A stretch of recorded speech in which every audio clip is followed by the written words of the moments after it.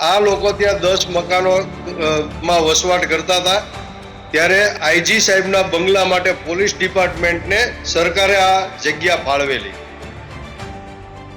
ત્યારે પણ આ લોકોને હટાવવા માટેના પ્રયત્ન થયેલા પોલીસ દ્વારા ગેરકાયદેસર રીતે એને ઇલીગલી ઓન મૌખિક હટાવવાનું જે એને સૂચના આપવામાં આવી ત્યારે મેં ઇન્વોલ્વમેન્ટ કર્યું અને મેં ત્યારે પણ આઈજી એસપી તમામ અધિકારીઓ સાથે મેં ચર્ચા કરી અને મેં કીધું કે સાહેબ જે હોય આ નાના માણસો છે, ગરીબ માણસો છે અને રોજનું લાવીને રોજ ખાય છે. એ લોકોની સાથે કોઈ અવ્યવહાર ન થાય, એની સાથે કોઈ બળ પ્રયોગ ન થાય, એની સાથે પોલીસ તરીકે કોઈ ગેરકાનૂની વ્યવહાર ન થાય એનું પૂરેપૂરું ધ્યાન રાખજો. રાજકીય ઇશારો હોઈ શકે કે પછી એ કોઈના કહેવાથી આ પ્રકારનું સંચાલન થયું હોય, કેમ કે 15 દિવસનો સમય છે તેમ છતાંય 24 કલાકમાં આખું મકાન પાડી પાડે. આ લોકોનો સ્ટે પૂરો થયો છે. અમને થોડીક લીગલ એડવાઇસ લઈ અને આગળ શું કાર્યવાહી કરવી એનો સમય અમને આપો. તો કે ના ના, એ અમારે જે કંઈ કરવાનું છે એ અમારે કરવાનું જ છે, તમે જોઈ લો તમારે શું કરવું.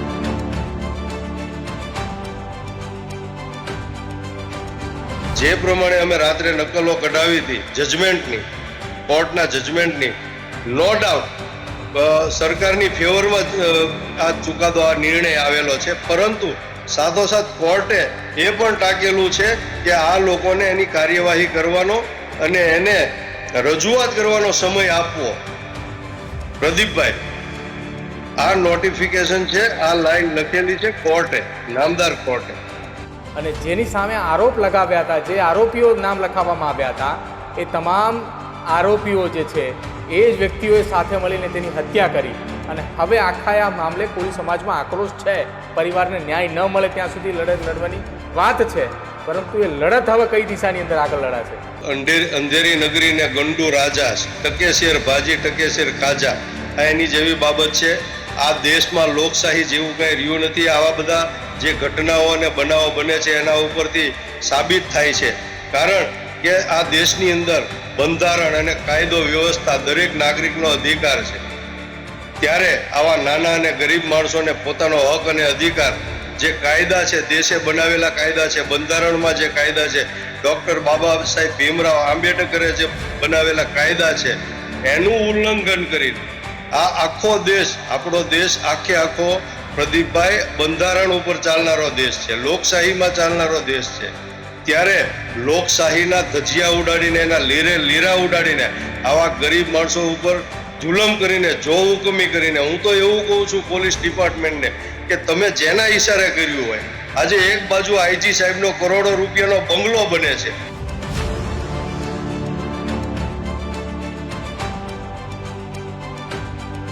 કોળી સમાજના સૌથી વધારેમાં વધારે ગુજરાત રાજ્યની સરકારની અંદર અમારું પ્રતિનિધિત્વ હોય, અમારા 40 જેટલા સાંસદ, ધારાસભ્યો અને મિનિસ્ટરો હોય, છતાંય દુઃખની વાત એ છે કે અવારનવાર દરેક ક્ષેત્રે કોળી સમાજની સાથે અન્યાય થાય છે, અત્યાચાર થાય છે, જુલમ થાય છે. કોળી સમાજના હક અને અધિકારની લડાઈ, હક અને અધિકારનું હનન થાય છે. અને ખાસ કરીને તમે હમણાં જે આ ભાવનગરનો દાખલો જોયો, આ કોળી સમાજના પરિવારો હતા, એનું અત્યારે કોઈ નથી. જાણે એવું લાગે કે આ ધણી ધોરી વગરનો પરિવાર હોય, કાયદાનું ઉલ્લંઘન કરીને એ લોકોનું ઘર છીનવી લીધું. ઉપરથી આઈજી સાહેબ પાછા આ પરિવારને 5-5 હજાર રૂપિયા ભેટ આપે છે. અરે પણ તમે શેની ભેટ આપો છો? કેટલાક દિવસથી એક મુદ્દો ચર્ચિત હતો, અને ચર્ચિત મુદ્દો એ હતો કે ભાવનગરના એ કેટલાક મકાનોનું ઉપર દબાણ કરવાની વાત ચાલી રહી હતી. જો કે હવે આખી આ ઘટનાને મામલે ભાવનગર પોલીસની સાથે એસ્ટેટ વિભાગના અને પીજીવીસીએલના કર્મચારીઓ ત્યાં દબાણ માટે પહોંચ્યા હતા, અને એ જ દરમિયાન રાજુ સોલંકી ત્યાં ઉપસ્થિત હતા. આમ તો રાજુ સોલંકી કોળી સમાજના આગેવાન છે, કોળી સેનાના પ્રમુખ છે, પરંતુ જ્યારે ભાવનગરની જનતાનો સવાલ આવે છે, ભાવનગરની જનતાનો વાત આવે છે, ત્યારે તેઓ ઉપસ્થિત હતા અને તે ત્યાં લડત પણ આપી અને આખી આ ઘટના મામલે દબાણ રોકવા માટેની પણ ઘણી તૈયારી કરી. જો કે આગામી સમયમાં તેમની લડતની પણ તેમણે જાહેરાત કરી છે. કોળી સેનાના પ્રમુખ રાજુભાઈ સોલંકી જ મારી સાથે ઉપસ્થિત છે, સીધી વાત તેની સાથે કરવી છે. રાજુભાઈ, સ્વાગત છે પહેલાં તો ન્યૂઝરૂમમાં આપનું. પણ ખૂબ ખૂબ આભાર અને ન્યૂઝ રૂમના તમામ દર્શક મિત્રોને નું સ્વાગત છે. રાજુભાઈ, સૌથી પહેલા એ જાણવું છે, ગઈકાલે જ્યારે તમે ત્યાં ઉપસ્થિત હતા, તમારી પાસે કોર્ટનો ઓર્ડર પણ હતો, કોર્ટનો રિપોર્ટ પણ હતો, આ તમામ વાતો તમારી પાસે હતી અને તમે એ પોલીસ કર્મચારીઓને બતાવતા હતા કે આ કોર્ટનો રિપોર્ટ છે, આ કોર્ટનો રિપોર્ટ તમે વાંચી લો, આખું આ નિવેદન કઈ રીતનું લખેલું છે, શું કંઈ લખેલું તમે વાંચો, પરંતુ પોલીસ અધિકારીઓ એ કંઈ વાંચતા નહોતા અને તમારી સામે સવાલો કરતા હતા અને તમારી સાથે જ આખી એ માથાકૂટ ચાલતી હતી. જી પ્રદીપભાઈ, ખરેખર આ ઘટના એવી હતી કે છેલ્લા 50 થી 60 વર્ષથી આ ગરીબ પરિવાર ત્યાં એક ભડિયું હતું. ભડિયું મતલબ જે ક્રશર આવે એ પ્રકારની ફેક્ટરી હતી. એની અંદર આ મજૂરો બધા એના બાપ દાદા વખતથી 2-3 પેઢીથી ત્યાં કામ કરતા હતા. કોઈ પણ કારણોસર આ ભડિયું છે એ બંધ થઈ ગયું અને સીલ લાગી ગયા અને સરકાર હસ્તગત થઈ ગઈ. ત્યારથી આ મજૂરો ત્યાં વસવાટ કરે છે. પોતાના જે આવાસો છે એના એવિડન્ટ છે, એના માટે એની પાસે વેરા પહોંચો છે, એના પાસે લાઇટ બિલો છે, એની પાસે તમામ જે આધાર પુરાવા હોવા જોઈએ એ બધું જ છે. ત્યારે છેલ્લા 7 વર્ષથી ત્યાં આગળ જે આ જમીન છે એ જમીન જે ભડિયું બંધ થયું એ જમીનનું ઓલરેડી અત્યારે કોર્ટ મેટર ચાલુ છે, જમીનના મૂળ માલિકની અને સરકારની. પ્રદીપભાઈ, આ એક સમજવા જેવી વાત છે. છતાં આ લોકો ત્યાં 10 મકાનો માં વસવાટ કરતા હતા. ત્યારે આઈજી સાહેબના બંગલા માટે પોલીસ ડિપાર્ટમેન્ટને સરકારે આ જગ્યા ફાળવેલી. ત્યારે પણ આ લોકોને હટાવવા માટેના પ્રયત્ન થયેલા. પોલીસ દ્વારા ગેરકાયદેસર રીતે એને ઇલીગલી ઓન મૌખિક હટાવવાનું જે એને એને સૂચના આપવામાં આવી ત્યારે મેં ઇન્વોલ્વમેન્ટ કર્યું અને મેં ત્યારે પણ આઈજી, એસપી તમામ અધિકારીઓ સાથે મેં ચર્ચા કરી અને મેં કીધું કે સાહેબ જે હોય એ આ નાના માણસો છે, ગરીબ માણસો છે અને રોજનું લાવીને રોજ ખાય છે. એ લોકોની સાથે કોઈ અવ્યવહાર ન થાય, એની સાથે કોઈ બળ પ્રયોગ ન થાય, એની સાથે પોલીસ તરીકે કોઈ ગેરકાનૂની વ્યવહાર ન થાય એનું પૂરેપૂરું ધ્યાન રાખજો. અને ત્યારબાદ મેં આમાં ઇન્વોલ્વમેન્ટ કરી, આમાં દરમિયાનગીરી કરીને આ તમામ પરિવારોને સ્ટે અપાયો હતો અને હાઈકોર્ટની અંદર આના માટેનો સ્ટે પણ મળેલો હતો. પરંતુ પ્રદીપભાઈ, છેલ્લા 15 દિવસથી આ સ્ટે પૂરો થઈ ગયો હતો. એ આ ગરીબ માણસો છે, મજૂરી કરે છે અને એના મકાનો પણ એવા કોઈ પાકા નહોતા, ઝૂંપડા જેવું હતું, ઈંટો રાખી અને કાચા મકાન જેવા બધા બનાવેલા હતા. તો એ લોકો મારી પાસે ગઈકાલે રાત્રે આવ્યા, આ બનાવ બન્યો એની આગલી રાત્રે આવ્યા અને કીધું કે રાજુભાઈ આવી રીતે અમને અત્યારે પોલીસ આવીને કહી ગઈ છે, એટલે કે સાંજે 7 વાગે સવારે તમે તમારો સામાન કાઢી લેજો. સવારે અમારું બુલડોઝર આવશે, અમારું જેસીબી આવશે અને તમારા મકાનો પડી જશે અને ત્યાર પછી તમે સામાન નહીં લ્યો તો એની જવાબદારી અમારી રહેશે નહીં ને તમારો સામાન તમારે કાઢવો હોય તો કાઢી લ્યો, નકરી તમારો સામાન પણ તૂટી જશે. ત્યારે પણ રાત્રે જ એલસીબી ના પીઆઈ સાહેબ સાથે વાત કરી અને મેં કીધું કે સાહેબ જે કાંઈ કરો, આ નાના માણસો છે, ગરીબ માણસો છે અને જે કાંઈ હોય આપણે સમજૂતી કરી અને ભાઈ ડિમોલેશન કરવાનું હોય તો કાંઈ વાંધો નથી, જે જરૂરી હોય એ જરૂર કરવું જ પડે અને કાયદામાં કોઈનું ન ચાલે એમાં અમે સહમત છીએ. પરંતુ આ લોકોનો સ્ટે પૂરો થયો છે. અમને થોડીક લીગલ એડવાઇસ લઈ અને આગળ શું કાર્યવાહી કરવી એનો સમય અમને આપો. તો કે ના, એ અમારે જે કઈ કરવાનું છે એ અમારે કરવાનું જ છે, તમે જોઈ લો તમારે શું કરવું. એટલે મેં પ્રદીપભાઈ રાતોરાત લીગલ એડવાઇઝરની સલાહ લઈ એ લોકોને મળી, અમે મીટિંગ કરી અને રાત્રે 12 વાગે આ બધાની જે હુકમ કોર્ટે કરેલો છે, જે જજમેન્ટ આપેલું છે એ જજમેન્ટનો અભ્યાસ કર્યો અને એ અભ્યાસના અંતે અમને સુપ્રીમ કોર્ટે 2024માં એવું એક જજમેન્ટ આપેલું છે. 2024માં એક ગાઈડલાઈન આપેલી છે કે કોઈ પણ તમે ડિમોલેશન કરવા જાઓ કે આવા પ્રકારની કોઈ પણ પ્રક્રિયા કે કાર્યવાહી કરવા જાઓ એના 15 દિવસ પહેલા એ તમામ લોકોને તમારે લેખિતમાં નોટિસ આપવી.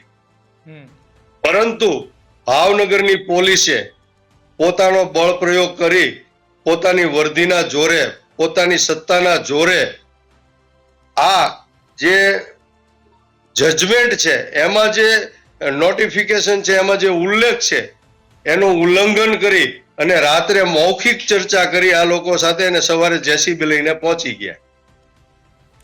ત્યારે હું પણ સવારે 7 વાગે મને ફોન આવ્યો આ તમામ પરિવારોનો કે ભાઈ આ લોકો પોલીસ આવ્યા છે અને અમારો સામાન ખાલી કરાવવાનું કહે છે. ત્યારે હું તાત્કાલિક ત્યાં પહોંચી ગયો અને પોલીસને જે પ્રમાણે અમે રાત્રે નકલો કઢાવી હતી જજમેન્ટની, કોર્ટના જજમેન્ટની, નો ડાઉટ સરકારની ફેવરમાં આ ચુકાદો, આ નિર્ણય આવેલો છે. પરંતુ સાથોસાથ કોર્ટે એ પણ ટાંકેલું છે કે આ લોકોને એની કાર્યવાહી કરવાનો અને એને રજૂઆત કરવાનો સમય આપવો. પ્રદીપભાઈ, આ નોટિફિકેશન છે, આ લાઈન લખેલી છે કોર્ટે, નામદાર કોર્ટે. સાહેબ, એટલા માટે હું ઓન રેકોર્ડ, ઓન પેપર, કોઈ મૌખિક વાત કરવા નતો ગયો. હું એક સામાજિક આગેવાન તરીકે એક મને આ લોકોની દયા આવતી હતી, એક માનવતાની દ્રષ્ટિએ. પોલીસની તો માનવતા મરી પરવરી, પરંતુ એક માનવતાની દ્રષ્ટિએ તમે જુઓ, એના નાના નાના બાળકો અભ્યાસ કરે છે. 5 તો 10 મકાનની અંદર 4 થી 5 તો વિધવા મહિલાઓ છે. એ પોતે મજૂરી કરીને પોતાના બાળકોને મોટા કરે છે, ઉછેરે છે. રાજુભાઈ, આ ઘટના જ્યારે બને છે આ પ્રકારની, ત્યારે કોઈ રાજકીય ઇશારો હોઈ શકે કે પછી એ કોઈના કહેવાથી આ પ્રકારનું સંચાલન થયું હોય? કેમ કે 15 દિવસનો સમય છે, તેમ છતાંય 24 કલાકમાં આખું મકાન પાડી પાડે. જી પ્રદીપભાઈ, આજ અંધેરી નગરી ને ગંડુ રાજા, ટકે શેર ભાજી ટકે શેર ખાજા, આ એની જેવી બાબત છે. આ દેશમાં લોકશાહી જેવું કઈ રહ્યું નથી. આવા બધા જે ઘટનાઓ અને બનાવો બને છે એના ઉપરથી સાબિત થાય છે. કારણ કે આ દેશની અંદર બંધારણ અને કાયદો વ્યવસ્થા દરેક નાગરિકનો અધિકાર છે.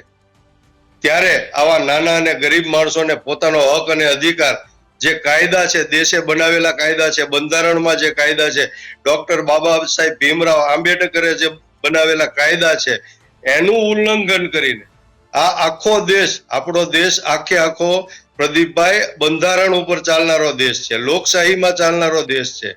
ત્યારે લોકશાહીના ધજિયા ઉડાડીને, એના લીરા ઉડાડીને આવા ગરીબ માણસો ઉપર જુલમ કરીને, જો હુકમી કરીને, હું તો એવું કહું છું પોલીસ ડિપાર્ટમેન્ટને કે તમે જેના ઈશારે કર્યું હોય, આજે એક બાજુ આઈજી સાહેબનો કરોડો રૂપિયાનો બંગલો બને છે, કાંઈ વાંધો નહીં, કરોડો રૂપિયાનો 1 વીઘામાં આઈજી સાહેબનો બંગલો બને છે, કાંઈ વાંધો નહીં, બનાવો તમે.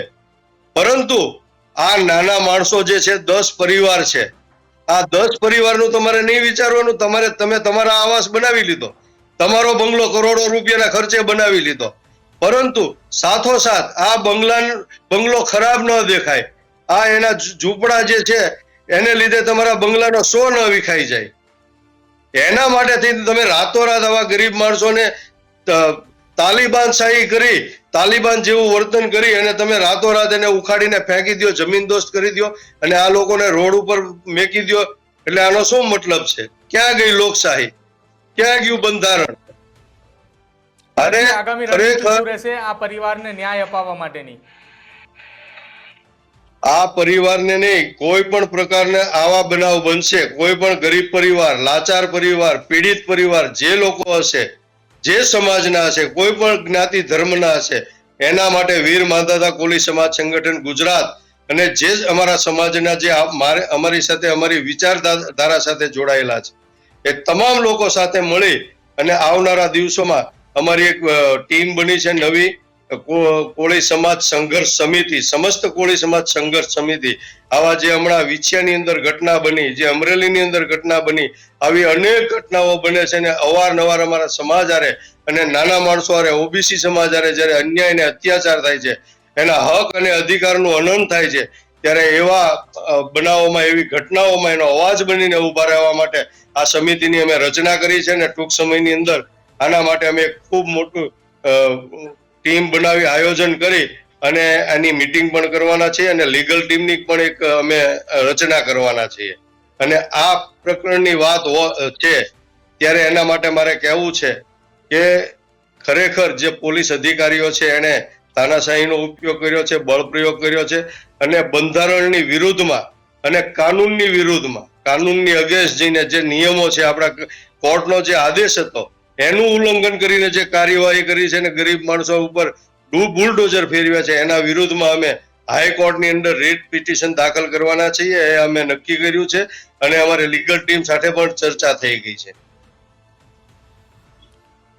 રાજુભાઈ, આખી આ ઘટનામાં હવે તમે જે વાત કરી, આખી આ ઘટના ચાલી રહી હતી, સામાન્ય નાગરિક સાથે જો તમે સમાજના આગેવાન છો, તમને ખ્યાલ છે કે પોલીસના શું નિયમો હોય, શું નીતિ નિયમો હોય, તેમ છતાંય તમારી સાથે આ પ્રકારની રકઝક ગઈકાલે પોલીસ કર્મચારીઓ, મામલતદાર સહિતના તમારા લોકો કરી રહ્યા હતા, તો સામાન્ય માણસની તો શું હાલત થાય ત્યાં?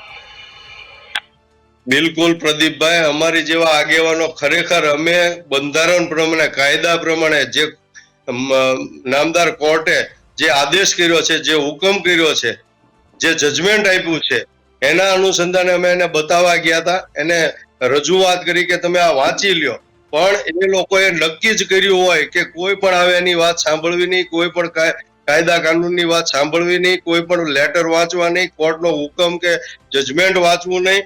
એ નક્કી જ કરીને આવ્યા હતા કે કોઈ પણ સંજોગોમાં જે પરિસ્થિતિનું નિર્માણ થાય આ મકાનો તોડી નાખવાના છે. અને એને બળજબરીપૂર્વક, જબરજસ્તીથી ધરાહાર આ મકાનો તોડી નાખ્યા અને જમીનદોસ્ત કરી નાખ્યા. એટલા માટે ખરેખર અમે તો સામાજિક આગેવાનો છીએ અને જો પોલીસ ડિપાર્ટમેન્ટ આવું વર્તન અમારા સાથે કરે તો તમે વિચારી લ્યો કે આમ નાગરિક, સામાન્ય નાગરિક આવું વર્તન પોલીસ ડિપાર્ટમેન્ટ બુટલેગરો સાથે નથી કરતા, ભૂમાફિયાઓ સાથે નથી કરતા, ડ્રગિસ્ટો સાથે નથી કરતા. કારણ કે આ લોકો પાસેથી કાયમ હપ્તા લેવાના હોય છે અને એની સાથે ભાગીદારી હોય છે. ઘણા, હું બધા પોલીસ અધિકારીઓનું નથી કહેતો, નિલીપ રાય જેવા પોલીસ અધિકારીઓ, જાબાઝ અધિકારીઓ જે છે, નિષ્ઠાવાન, પ્રમાણિક નિષ્ઠાવાન છે, એની આ સમાજને, આ દેશને, ગુજરાત રાજ્યને ખૂબ જ જરૂર છે.